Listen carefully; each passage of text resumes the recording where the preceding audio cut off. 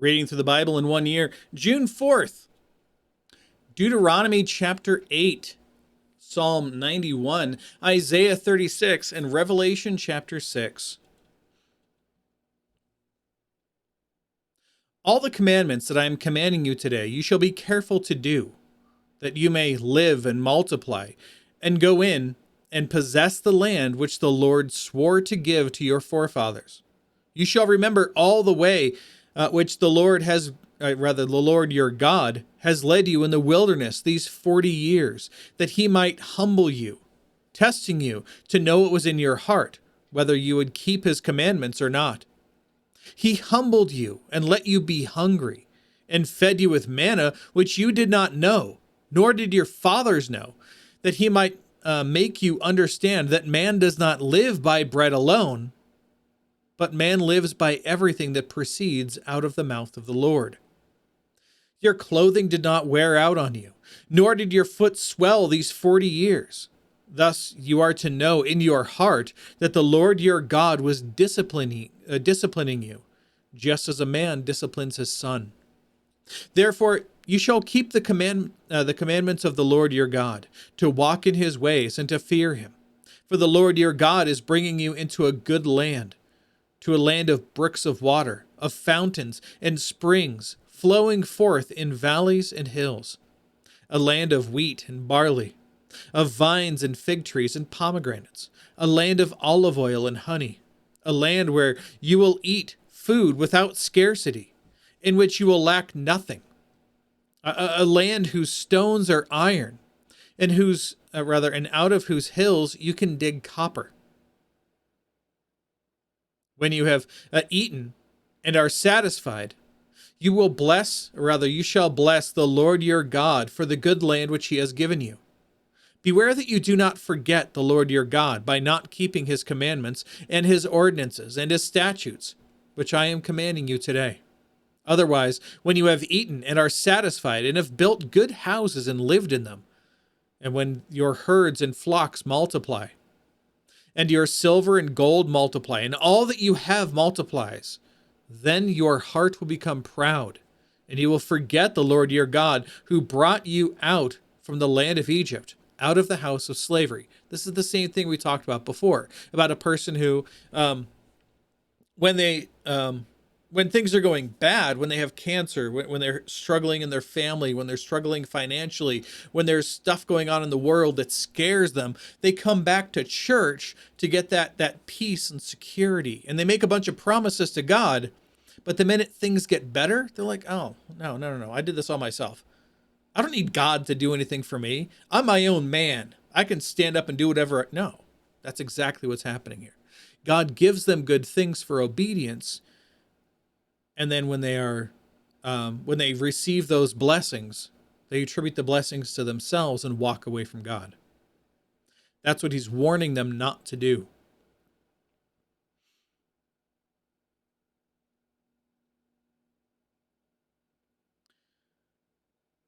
Beware that you do not forget the Lord your God by not keeping his commandments and his ordinances and his statutes, which I am commanding you today. Otherwise, when you have eaten and are satisfied and have built good houses and lived in them, and when your herds and flocks multiply and your silver and gold multiply, and all that you have multiplies, your heart will become proud, and you will forget the Lord your God, who brought you up out of the land of Egypt, out of the house of slavery. I'm stating this a second time on purpose. They forget God repeatedly, and all of the curses that he promises come upon them, all of them. And we'll get to those at the end of the book, but it's terrible. And as a reminder, he goes into more detail. He led you through the great and terrible wilderness with its fiery serpents and scorpions and thirsty ground where there was no water. He brought water for you out of the rock of flint. In the wilderness, he fed you manna, which your fathers did not know, that he might humble you and that he might test you to do good for you in the end. Otherwise, you may say in your heart, my power and the strength of my hand made me this wealth. But you shall remember the Lord your God, for it is he who is giving you power to make wealth, that he may confirm his covenant which he swore to your fathers, as it is this day. It shall come about that if you forget the Lord your God, and go after other gods, and serve them, and worship them, I testify against you that you will surely perish. Like the nations that the Lord makes to perish before you, so you shall perish, because you would not listen to the voice of the Lord your God. All right, let's go on to Psalm 91.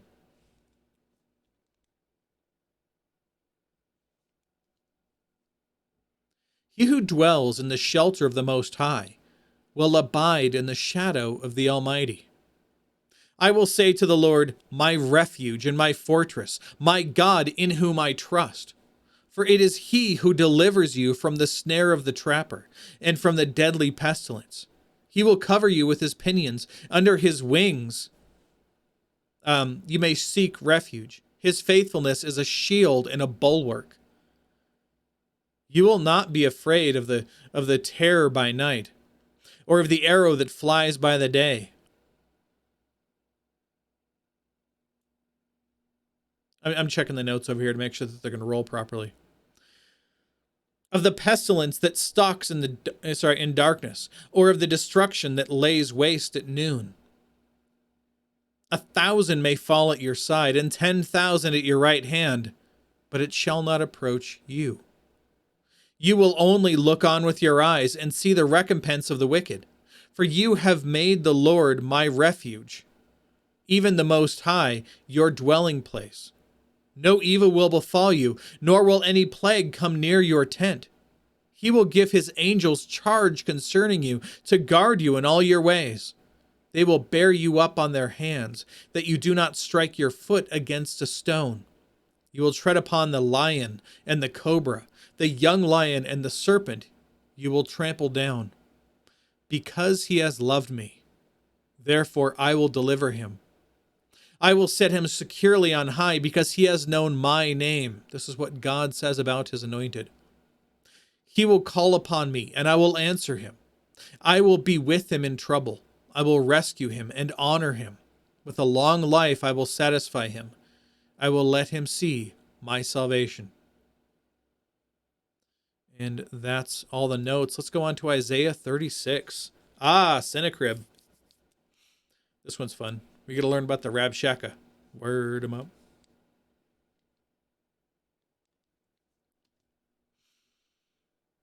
Now, in the 14th year of Hezekiah, Sennacherib, king of Assyria, came up against all the fortified cities of Judah and seized them.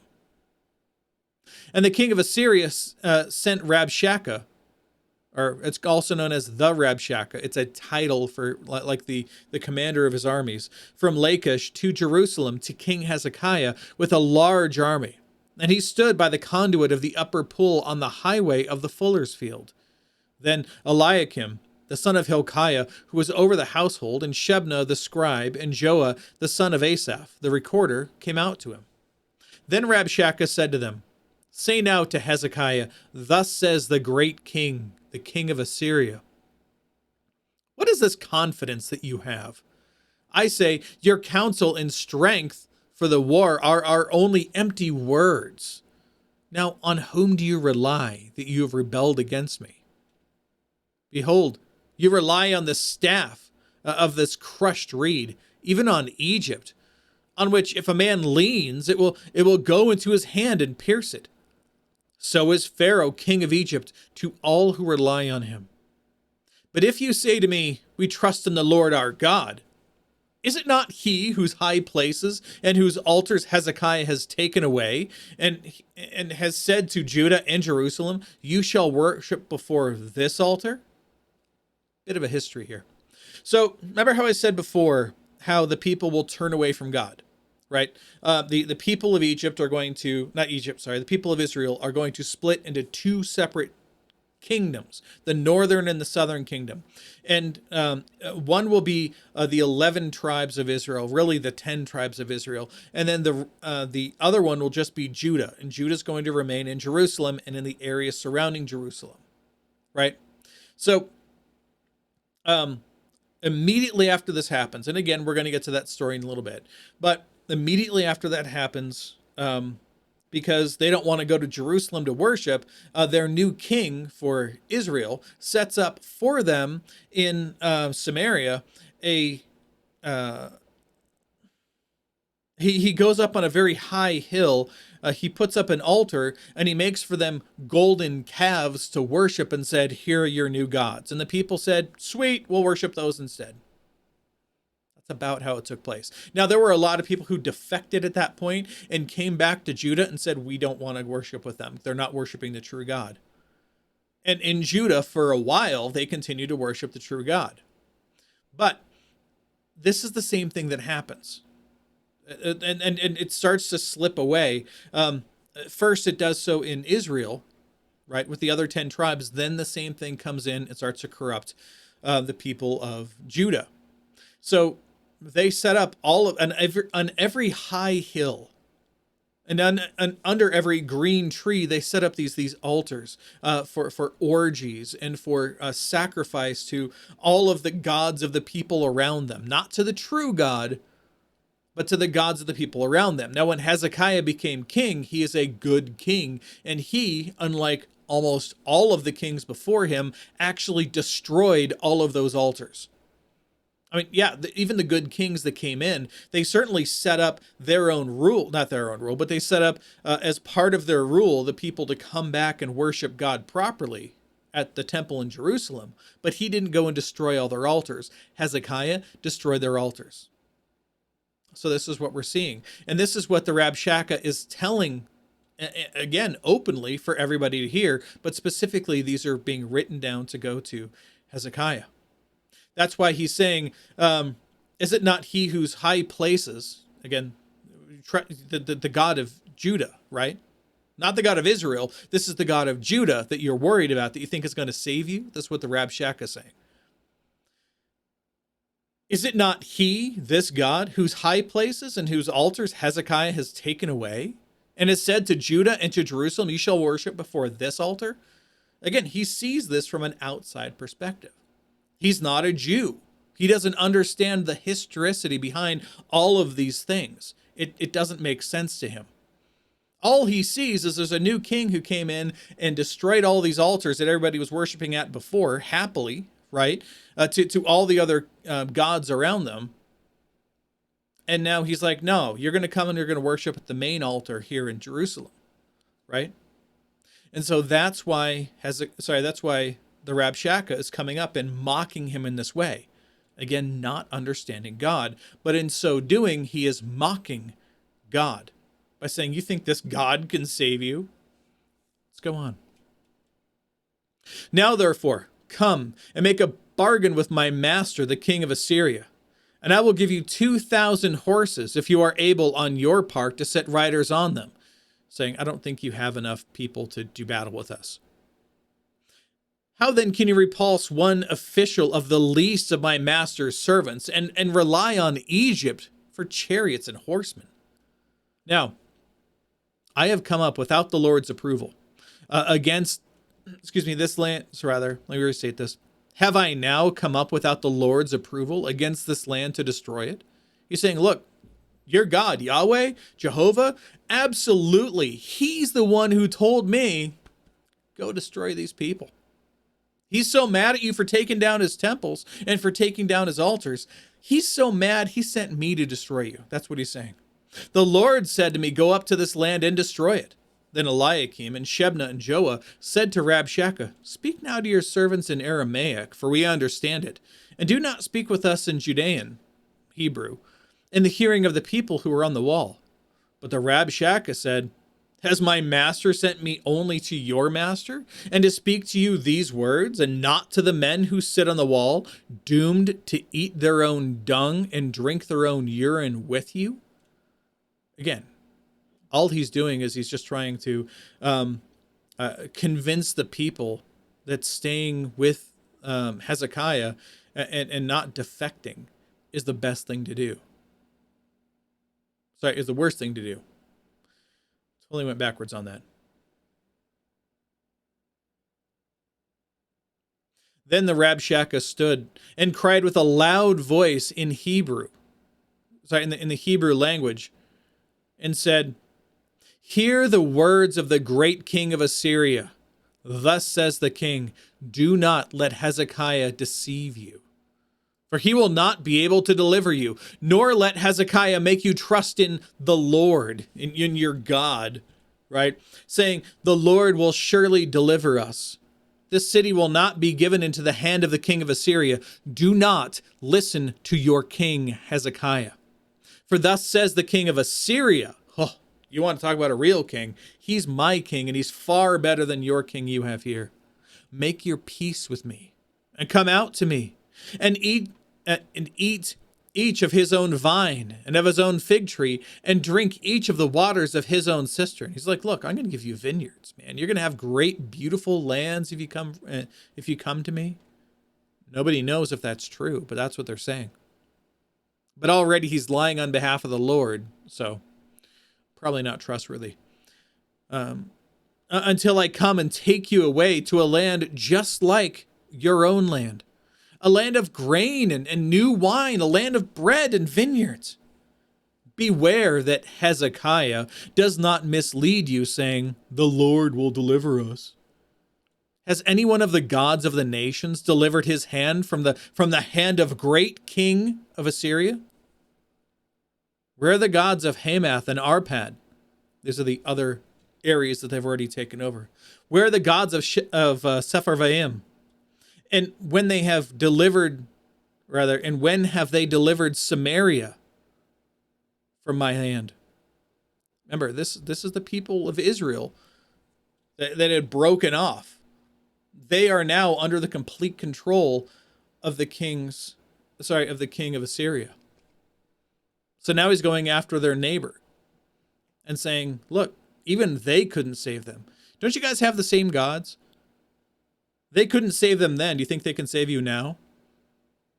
But it doesn't make a whole lot of sense, does it? Because he's also saying, well, these gods have told me to come in and destroy you. But he's also saying those gods can't save you from us. Logic isn't really... Yeah. Okay, so he continues. Where are the gods of all these lands? Rather, who among all the gods of these lands have delivered their land from my hand? That the Lord, Jehovah, your God, would deliver Jerusalem from out of my hand. But they were silent and answered him not a word, for the king's commandment was, do not answer him.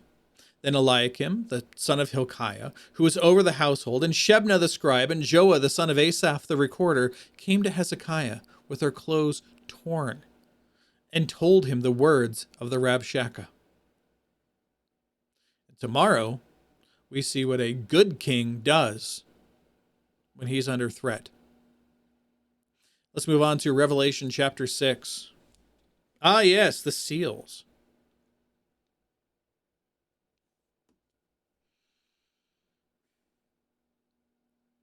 When I saw the Lamb,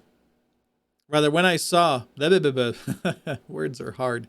Then I saw when the Lamb broke one of the seven seals. Remember, he has the scroll, right? This book that he has to read that has the commandments for what's going to happen in the end times.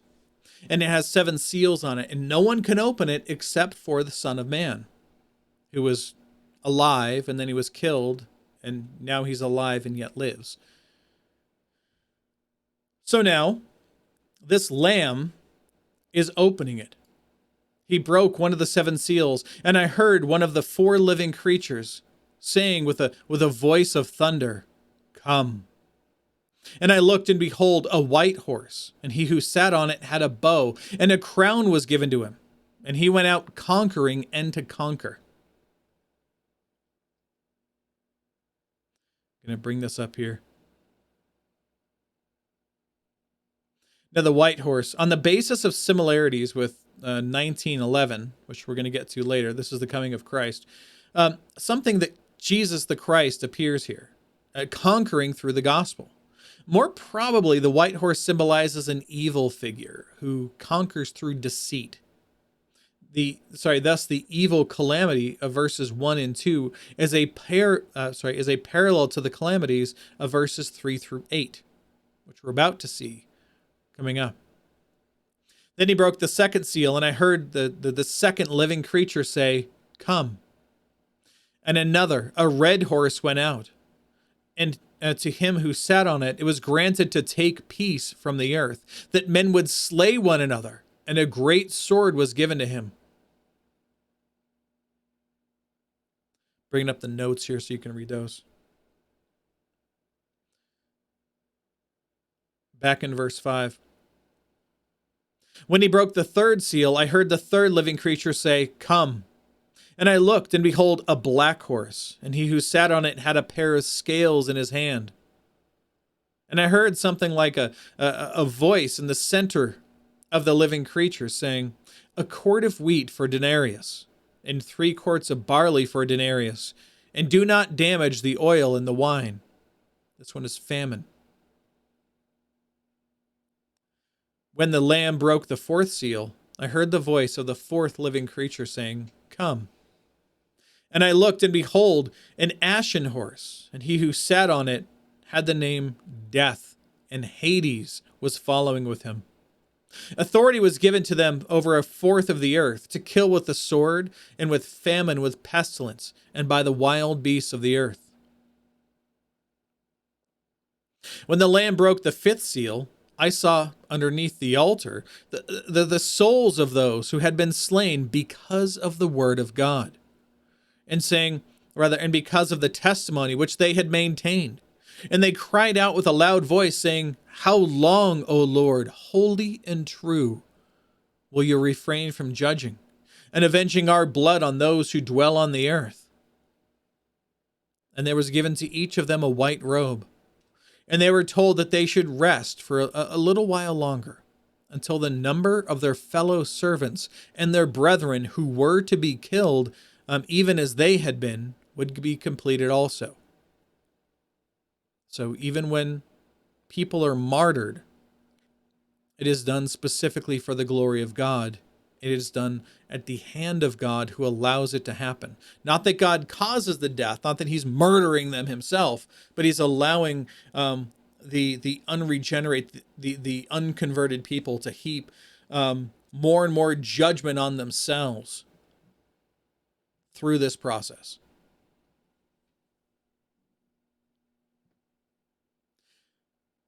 I looked when he broke the sixth seal, and there was a great earthquake, and the sun became black as sackcloth made of hair, and the whole moon became like blood, and the stars of the sky fell to the earth, as a fig tree casts its unripe figs when shaken by a great wind. The sky was split apart like a scroll when it is rolled up, and every mountain and island were moved from out of their places. Then the kings of the earth, and the great men, and the commanders, and the rich, and the strong, and every slave, and every free man hid himself in the caves, and among the rocks of the mountains. And they said to the mountains and to the rocks, "Fall on us, and hide us from the presence of him who sits on the throne, and from the wrath of the Lamb. For the great day of their wrath has come, and who is able to stand?" And that is all of the notes. We'll be back tomorrow. Behold, the word of the Lord.